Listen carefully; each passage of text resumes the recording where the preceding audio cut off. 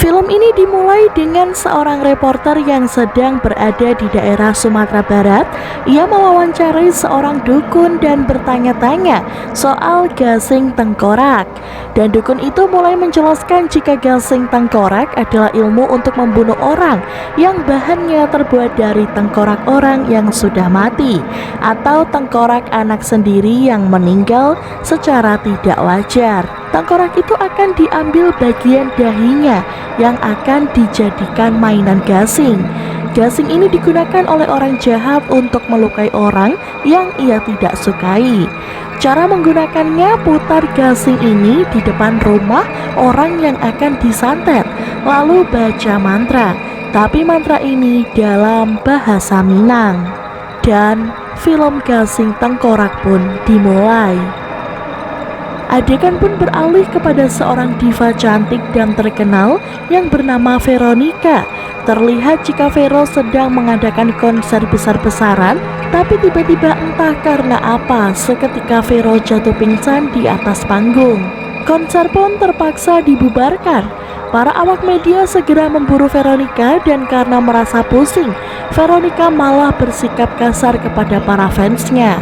Di dalam chat pribadinya, ia curhat jika ia sudah capek dengan semua ini.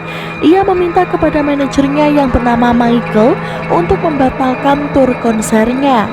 Michael memohon dan mengatakan jika Vero sudah menyelesaikan tur 37 dari 40 kota dan hanya 3 kota lagi yang harus ia kunjungi. Tapi dia kekeh tetap ingin berlibur menyendiri di sebuah pulau dan berharap mendapatkan ketenangan.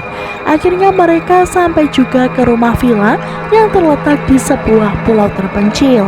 Rumah itu tampak besar dan megah serta dilengkapi oleh interior yang sangat mewah. Pelayan villa itu mengatakan jika villa ini sudah dilengkapi oleh kamera CCTV dan juga alarm, sehingga jika ada orang atau hewan yang masuk tanpa pamit, maka alarmnya akan berbunyi.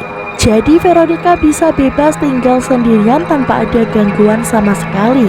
Vero pun memberikan ponselnya kepada Michael karena ia tidak mau ada yang menghubunginya. Setelah itu Michael pamit pulang dan mengingatkan Vero agar selalu hati-hati. Vero pun segera menelusuri rumah villa itu. Di meja sudah banyak barang-barang endorsan yang harus ia kerjakan. Ia pun mencoba bermain spinner dan ia juga mendapatkan ponsel baru.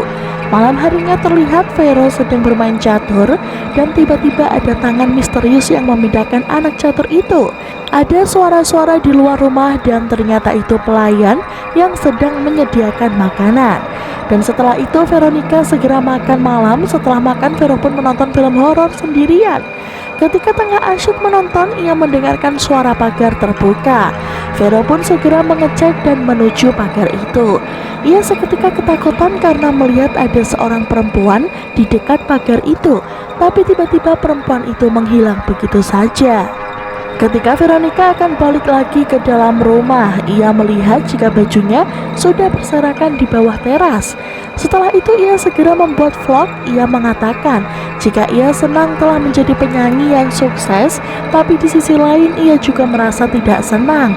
Dulu ia bernyanyi memang karena ia menyukainya, tapi sekarang dia bernyanyi hanya untuk dijadikan bahan komersil. Dia lelah jika harus tampil karena uang. Ia harus memikirkan berapa tiket yang terjual, beberapa besar persentase penjualan, dan berapa banyak sponsor yang masuk.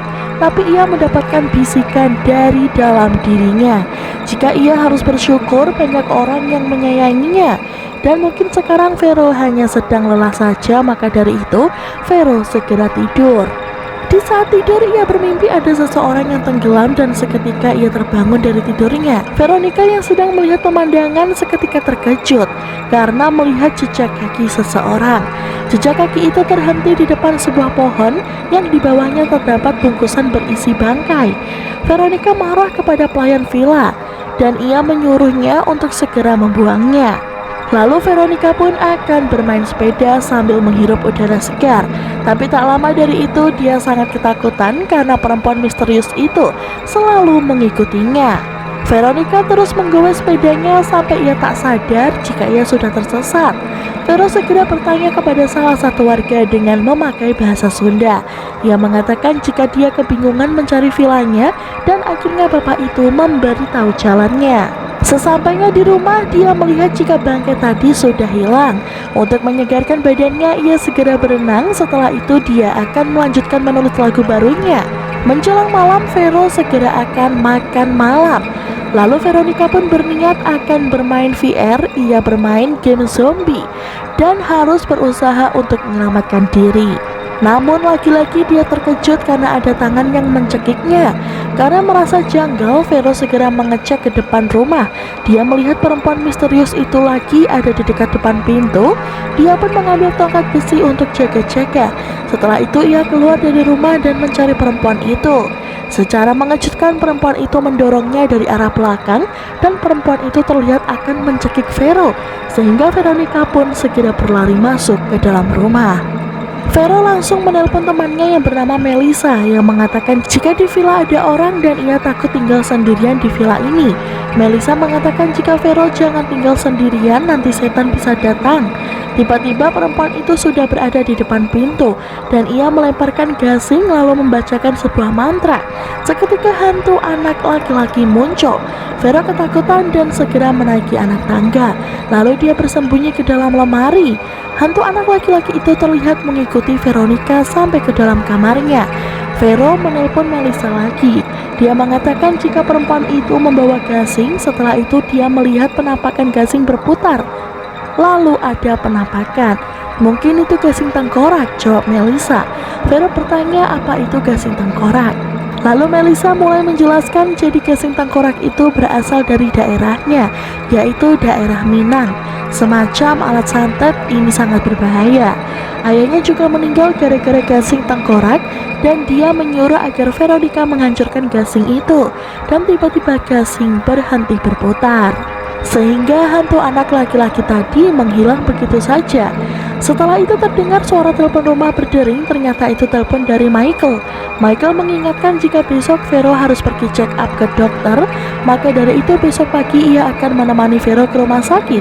Sebelum tidur, Vero menyempatkan dirinya untuk membuat vlog yang akan membacakan surat-surat dari para fansnya. Dari surat-surat itu kita bisa mengetahui jika banyak orang yang suka dan sayang pada Vero, kecuali surat yang satu ini. Aku bunuh kamu. Sepertinya itu surat dari hatersnya.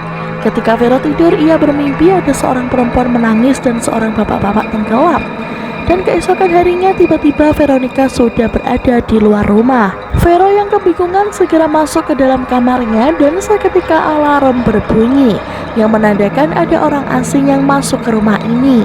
Dia segera mengambil pisau yang ada di meja dan ternyata orang asing itu adalah Vicky, supir yang dikirim oleh Michael untuk menjemput Veronica ke rumah sakit.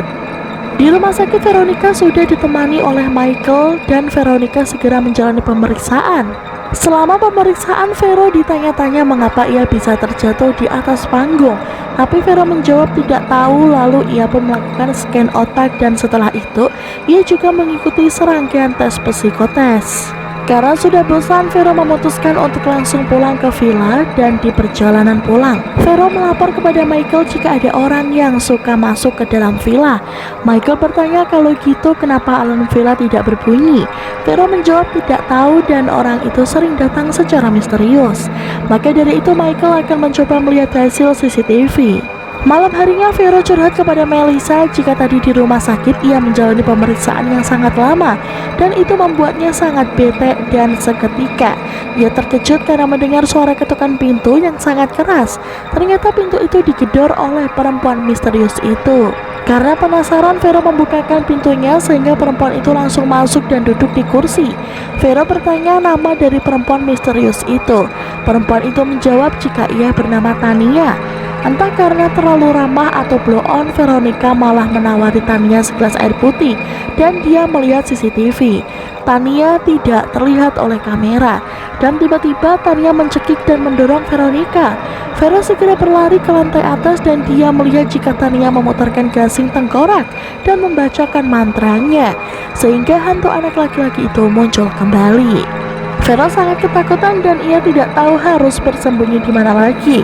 Sementara itu hantu anak lelaki itu semakin mendekatinya dan mau tidak mau ia pun segera keluar ke balkon rumah dan terjatuh ke dalam kolam renang. Di dalam kolam pun kakinya ditarik oleh hantu anak lelaki itu dan untungnya gasing berhenti berputar sehingga Vero bisa naik ke atas untuk bernafas. Setelah itu Vero membuat vlog lagi mengatakan jika ia sudah sangat lelah, ketakutan dan ia hanya ingin hidup dengan tenang. Ketika tidur Vero terjatuh dari kasur yang melihat ada orang di balik selimut dan setelah dibuka ternyata itu Tania. Keesokan harinya Vero melihat ada gasing tengkorak di dalam kamarnya. Seketika ia teringat perkataan Elisa yaitu untuk segera menghancurkan gasing itu. Tapi tiba-tiba gasing itu menghilang. Dan ketika sedang menuruni anak tangga, kaki Vero dicengkram sehingga Vero terjatuh dari tangga. Vero pun pingsan sampai malam dan ia segera akan menelpon Michael, tapi ia sadar jika HP itu adalah HP baru dan juga belum memiliki nomor telepon. Vero segera menelpon Michael menggunakan telepon rumah dan ia meminta Michael untuk segera datang ke rumah villa ini. Michael yang kebingungan pun segera pergi ke villa karena ia takut ada bahaya yang akan terjadi pada Veronica. Vero segera keluar rumah untuk menunggu kedatangannya Michael, tapi malah ketakutan karena melihat Tania ada di hadapannya. Seketika Tania pun menembus pintu dan segera mengejar Veronica.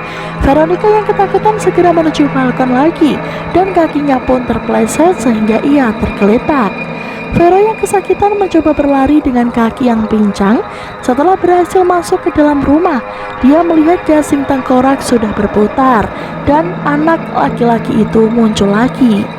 Seketika lampu kaca pun terjatuh dan tubuh Vero terbanting hingga menembus pintu.